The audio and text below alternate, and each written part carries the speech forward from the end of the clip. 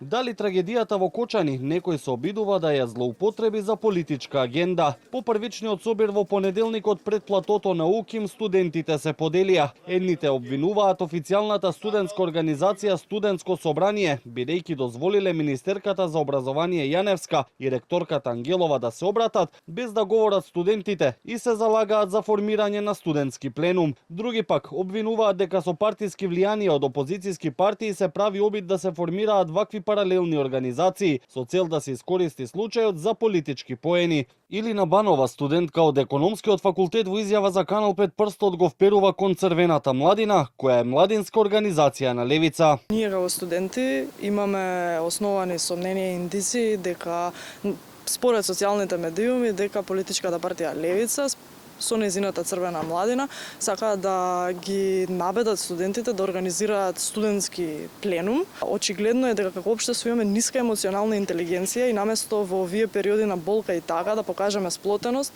одредени се обидуваат нас да не разделат.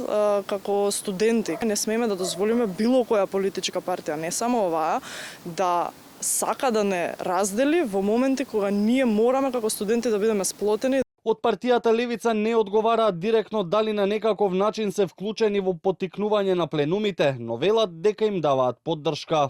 Левица го поддржува независното самоорганизирање на студентите. Побудата за самоорганизирање ја поздравуваме. Одговори портпаролот на партијата Амар Мециновиќ. Во меѓувреме, иницијативата наречена Независно студентско собрание веќе организира собир на студенти во понеделник на платото на УКИМ. Тие повикуваат Универзитетското студентско собрание да се делегитимира, бидејќи, како што обвинуваат, се бирократизирано тело кое велат работи позади грбот на студентите.